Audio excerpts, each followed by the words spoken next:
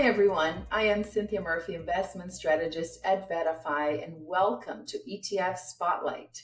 I'm excited today to be joined by David Harden, who is CEO and CIO of Summit Global Investments. Hi David, thanks for joining me today. Thank you. Thank you for having me. Glad to be here. Let's talk about Summit Global Investments, or SGI for short. It's a registered investment advisor. You've been in the marketplace for several years.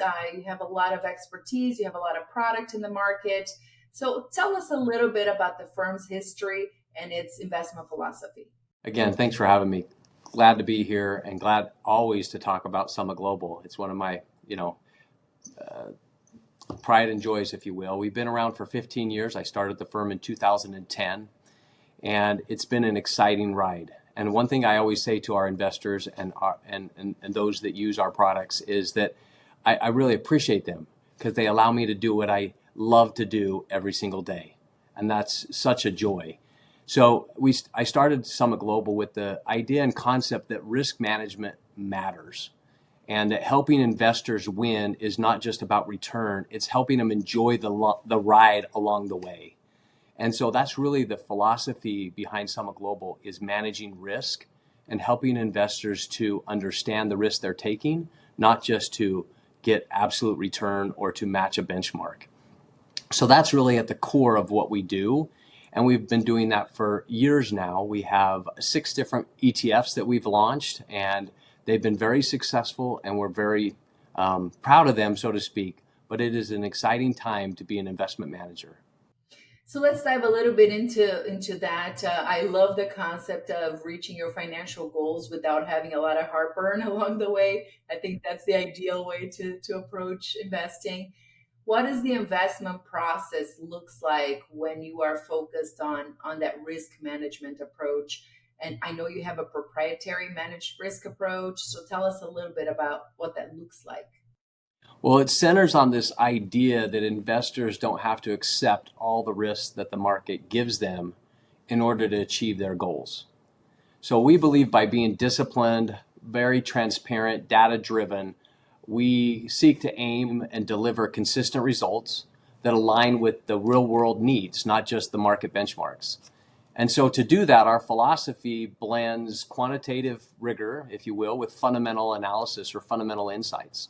So we start by identifying a very broad market, trends and factors and exposures, and then use quantitative models to assess that risk, valuation, momentum, etc., that's out there. And from this, we layer on our fundamental judgment, especially when it comes to macroeconomic contexts or behavioral market shifts. And the result is the process at the end is very systematic enough to remove our emotion, because that's out there in the marketplace for sure, but flexible enough to adapt to the changing environments that we see. And so this is really at the goal is, how do you help investors manage the ride while achieving the results they're expecting at the end? When it comes to, and we're going to talk about some of these ETFs and the strategies in a minute, but in a market like 2025, where we've basically lived every season already, this market, from things are great to an April 8 low, tariff scare, now government shutdown. When things have been moving so quickly, which is more the norm than the exception, I understand that, but it's how are your strategies, how is this approach of managing risk adapting? When you talk about being able to be flexible, can you give us an example of how you manage a year like this year for your clients? Absolutely. I think, typically I would say something like risk management is truly a differentiator in your portfolio. But changing that a little bit, what is it about risk management? It's the preparation. Preparation is needed before the storm. And that's really, really important. So managing risk, or having a managed risk approach to mitigate volatility and limit drawdowns and not compromise long-term returns, is about preparation. So today's markets are moving on a dime. The 5 largest intraday swings that we've ever had in the history of the markets occurred in April. We have posts on social media on a regular basis that can absolutely move the market. And so this market is just very different than some of the markets of the past. And so how do you reduce the risk of the markets that can create instability and also participate in the markets? It's really in that preparation. You have to have some protection in the portfolio before the storm comes, because it's going to come. There's one thing I can guarantee about the markets, more than I can do anything else, is that volatility will happen. And so that's, I think, the key here is it's not about predicting the future. It's really about being prepared for it. So this approach that we use with investors and in our investment management is, how do we stay invested through different market cycles without the emotional roller coaster that the market cycles bring? So specifically, let's look back at, for example, this year. This year, President Trump has tweeted probably hundreds of times more than the prior administration. And because of that, we're in a different market. And this market is listening to not just the Federal Reserve and not just geopolitical issues with, the world on center stage, but it's also listening to our president and what he says. The market is moving because of it. And so it has more intraday movement and volatility in the market, and a little bit of instability in the market. And so I think when you're looking at companies, you have to look into the companies and say, what is going to do well regardless of what the noise is? And are these companies not only doing well from a qualitative standpoint, but also a quantitative standpoint? So take, for example, like Microsoft. Microsoft is one that we've been invested in this year. We think this is a very high quality company. It's in many of our ETFs. It's participating in the upside with the AI and other trade that we've seen, but it also has a sense of, it's been around. Its earnings have high quality to them. No, I love that. It's you prepare for the rain before the rain comes. You don't buy the umbrella after the fact. That's right. That's right. Because they're expensive when you buy them after the fact. Exactly. So let's talk a little bit about the ETFs. You have a suite of ETFs. There's a dynamic tactical fund. There's a series of it called enhanced, quote unquote, ETFs. Tell us a little bit about them. Do they share a common investment strategy or investment approach?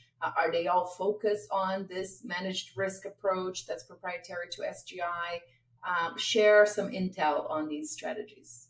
Absolutely. I'd love to. Our ETFs are an extension of that same managed risk philosophy of preparing before the storm. Now, they do have different mandates, whether it's, like you just mentioned, dynamic tactical to, say a large cap growth or something like this. But each fund is designed to provide investors with, obviously, transparency. We love that about ETFs, but also rules-based access to this managed risk for our clients. So whether it's U.S. equities or global equities, like you talked about, or the common thread here is this risk awareness, and that we want investors to have these tools that align with their actual experience in the markets, focusing on not just returns, but again, managing that ride. So in the dynamic tactical, this is one where we know that if you look at it from an attribution standpoint, most of your returns are attributed to the asset class you're invested in. So on the margins, can you be in the right place over time? And that's really what that strategy is trying to do. So it will use stocks, bonds, and cash exposure to be able to help investors to be in that right place. It's not meant for 100% of a portfolio. It's meant to have that, if you will, that tactical, that leaning into some of the things that are going on. So for example, this year, what's been winning? Global markets have been winning. AI trade has been winning, and very large cap stocks have been winning over smaller size stocks. So that's where the dynamic tactical can have more exposure to, for example, say a global exposure or large cap exposure or the AI exposure to have some tilt in a person's portfolio. Whereas take a different ones, the enhanced products are a little bit different. The enhanced products all use in the ETFs, they use options to create alternative or enhanced income in that thing. So we have the enhanced, whether you're in global, that might have an underlay of global stocks with an enhancement of options over that, or enhanced, depending on what space you're in, it will have more enhanced income is what it's seeking anyways over the underlying exposure. So that's the idea behind the enhanced product. So if you're looking for a NASDAQ 100 exposure, for example, this would give you that exposure to the NASDAQ 100, but then seek to enhance that exposure by some options income that is kind of an alternative way. The interesting thing about option income is that it has a very low correlation to both stocks and bonds, whether it's like the Bloomberg Aggregate Index, for example, or the S&P 500. Options can tend to have a diversification effect for the portfolio. So there's a lot of nice things about those type of ETFs, why we like them so much. So just to share a couple of tickers here, Dynamic Tactical, I believe, is DYTA. Correct me if I'm wrong. The ticker. That's correct. We just want to leave folks with some tickers. Give us one enhanced core ETF ticker that folks can. Sure. Like I mentioned global, for example. So investors use our ETFs in various ways. The global ticker is GINX for enhanced global income. So some of these use them as core holdings, more of a risk managed way to stay in the market. Others are very tactical, like I mentioned with Dynamic Tactical. Yeah, no, these are all strategies that they feel perfect for the times we're living in. And we have seen investor appetite, especially on the option income side, be really strong in 2025. The ability to move dynamically is really smart. So great lineup there, David. As a final thought, I wanted to just get a sense of, as we look ahead, we're nearing the end of the calendar year, what key trends are you looking at? Any big macro view you want to share, or areas of the market that you think are really interesting, either as an investor or as an opportunity for product development? I mean, give us what's on your radar. Well, there's a couple things that everybody's radars kind of have somewhat of attention to. Inflationary pressures is a big one, right? The Federal Reserve's another one, the shifting interest rate expectations that's going on, the growing role of AI and all the automation that's happening and the CapEx that's anticipated to be spent. So all of those things are there. Geopolitical risks are out there. But let me talk a little bit about some things that maybe people aren't thinking about. So in the days in the past, we knew that the stock market was probably one of the most risky things, right, that people invested in. And we had these things that everybody referred to as bubbles, where we would get into them and they would just have this humongous amount of investment into them before the bubble popped. And so we've seen the great financial crisis in 2008 and the tech, if you will, bubble in 2000. All of these things are examples of what I'm talking about. But now we have a lot of that risk exposure outside of the market. Crypto, for example, is an area where a lot of people have invested their more risky part of their portfolio. And one of the reasons why I think the market's different today than it has been in the past is that it is not the only place to have risk. Consequently, the bubbles don't seem to be getting as big as they were in the past, nor are they popping as much as they were in the past. And this is an interesting phenomenon that I think people need to consider is, what are we investing in, and is it the same as the past? And my argument would be no, it is not. So how do you maintain the ride? Maybe it won't be as bumpy if these bubbles aren't bursting as much as they were in the past, but it's still a roller coaster. And that's where really these enhanced type of products or a managed risk approach comes into play, because that's the new environment we're in. We're not in an environment where the United States administration and our president are quiet. They're outspoken, and that's the environment we're in. And so how do you manage in this new environment in the stock market and bond market and these liquid markets?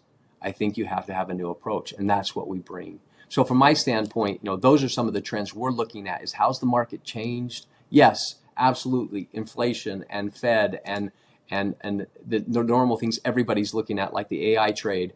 But there's an increasing demand to strike a balance for investors between growth and resilience within their portfolio. It's just an absolute fascinating time to be an asset manager, and I'm glad we're here.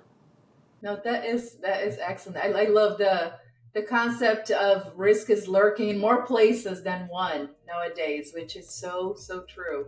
David, I want to thank you so much for taking a minute to join us today and talk about your firm and your ETFs.